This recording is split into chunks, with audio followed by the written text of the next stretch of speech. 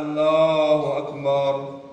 Bismillahirrahmanirrahim. Bugün Marniyuli Mərkəzi İmam Əli Məscidində İmam Cümə Hacı Hacıyev Marniyuldə Gürcü dilini bilmədiyi üçün azyaşlıya qarşı baş vermiş fiziki zorakılıq hadisəsindən danışaraq sərt reaksiya verib. O cümə xutbəsinin ikinci hissəsini 18 sentyabrda baş verən xoşagəlməz hadisəyə həsr edib və aidiyyəti qurumları diqqətli olmağa çağırıb. Hacı Hacıyevin cümə çıxışını olduğu kimi təqdim edirik.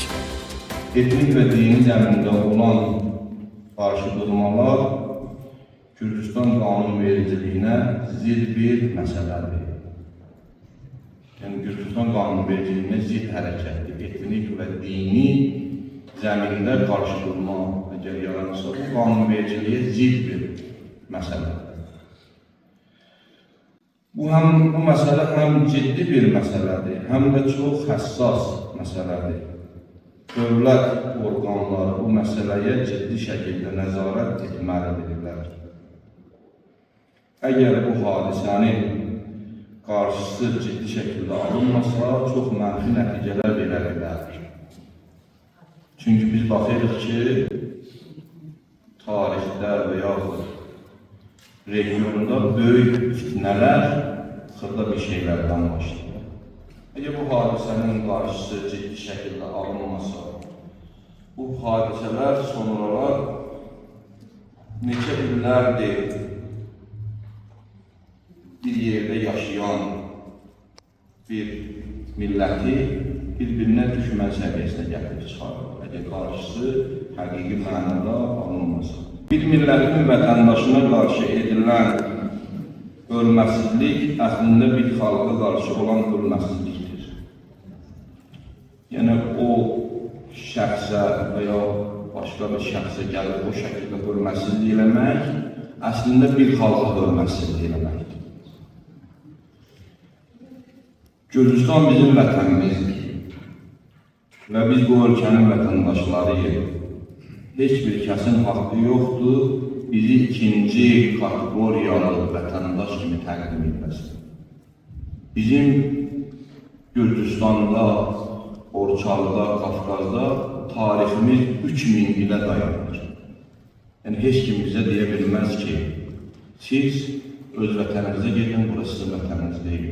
Biz də Gürcistanın hüquqi vətəndaşıyıq və hər bir hüquqlarımız da dini və milli hüquqlarımız hamısı gələk bərpa olunur. Biz buranın vətəndaşıyıq, heç kimin ixtiyarı yoxdur. İstər məmur evladı olsun, istər məmur olsun, istər dövlət nümayəndəsi olsun.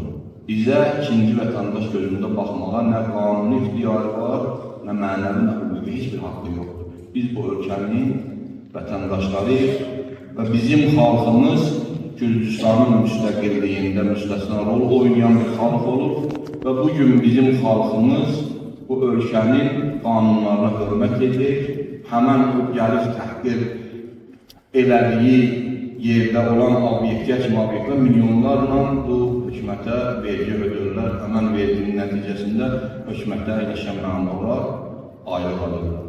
Yəni biz ikinci vətəndaş kimi heç kəsin haqqı yoxdur burada təqdim eləməyə.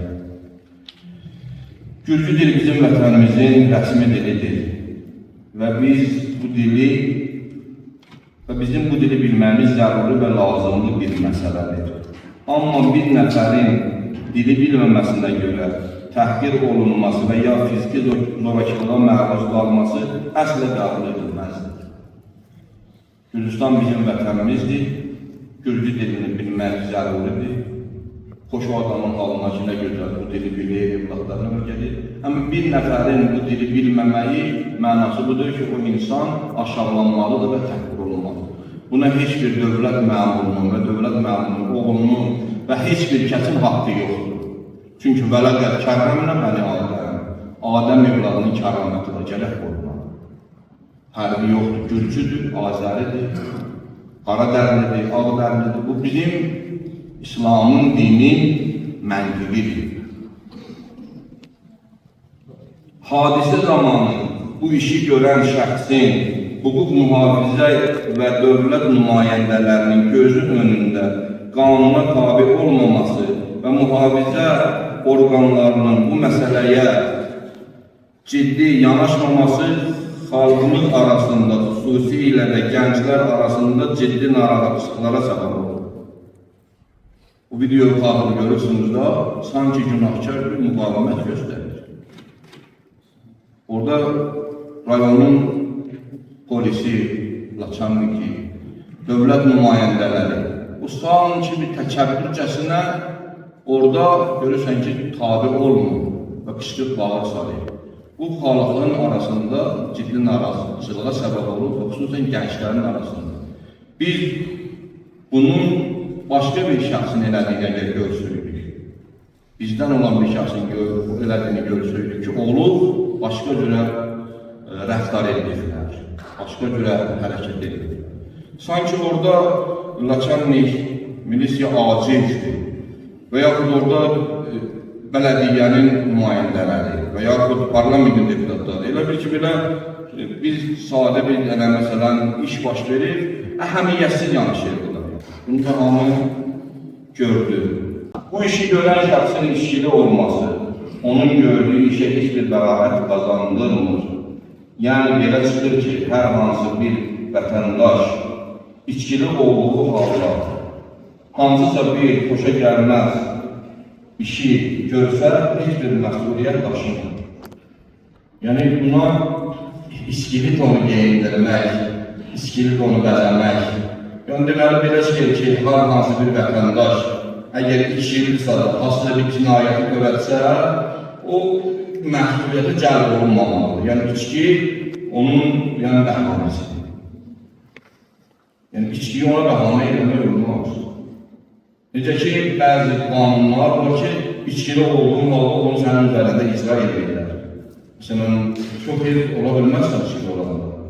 Bir dəfə cərimə yazarlar, iki dəfə cərimə yazarlar, üçdə sənin o şoferi programı əlindən alırlar. Belələr də bir sana sürmək olmaz. Yəni, sən ona içki içib onu geyindirə bilməzsən yəni. İçkiliydi.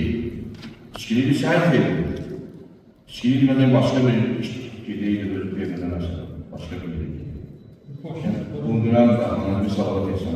Ölkənin məsul şəxsləri bu məsələyə olduğu kimi reaksiya verməməsi və məsələnin sıradan sadə bir məsələ olması ictimaiyyət çatılmamışlar cəmiyyətdə böyük bir narahatçılıqlara səbəb olur. Hər bir şəxsə verilən vəzifə əmanətdir. Sən ki, bugün orada oturursan, kresoda, mən burada, başqa burada. O əmanətdir. Onu sana görə verirlər ki, xalqa xidmət edəsən. Xalqın çətin günündə onun yanında olasan. İşləri düz və ədalətli şəkildə həyata keçirəsən. Hər bir şəxsə verilən vəzifə əmanətdir və vəzifə insanlara ədalətli şəkildə xidmət etmək üçündür. Öz şəxsi maraqlarına xidmət etmək üçün deyil. Yəni, bizim gözləntimiz buydu ki, orada çox ciddi şəkildə bir tədbir. Nəinki insanların gözündən pərdə asmaqla bu cürə məsələyə yanaşırlar. Bizim etiraz edirik, əgər bu məsələlər davam ediləsə, əgər bu məsələlər təkrar olsa, əmin olsunlar ki, məmləkətdə, regionda elə bir xaos yaranar ki, nə onun hökumət qarşısını ala bilər, nə sən, nə mən. Ona görə də bu məsələlərdə o məsul şəxslərə ehtiyatlı və ədalətli olmağa çağırılır ki, biz bu ölkənin vətəndaşıyıq və bizim hər bir hüququmuz da bərpa olunmalıdır. Və biz bunu tələb edirik, tələb eləməyə də haqqımız var. Həm dini hüquqlarımız bərpa olunmalıdır, həm ictimai hüquqlarımız bərpa olunmalıdır. Biz bu ölkənin vətəndaşlarıyıq. Burada doğulmuşuq, bizim babalarımız da burada doğulub. Gürcistan bizim doğma vətənimiz də ölkəmizdir. Və heç kim bizə burada yuxarıdan aşağı baxmağa ixtiyarı yoxdur. Nə hüquqi ixtiyarı var, nə insan heç bir haqda bizə ikinci dərəcəli baxa bilmir. Bunu hər kəs eşitsin və bilsin. Qur'anın məntiqi budur. Qur'an bizə belə öyrədir. Bəqərə 279-la təclimunə və la tucranun. Nə zülm eləyim, nə zülmə boyun əyim. Bu Quranın məntiqidir. Bir zülm eləmə. Amma zülmün qarşısında da başına aşağı salma. Sən o başqa dinin nümayəndəsi deyirsən ki, üzümə də şapalağı vururlar, deyəcək o özünə də vururlar. Bizim dinimiz elə bir dindir. Bizim dinimiz nə zülm elə, nə zülmə də boyun əyim.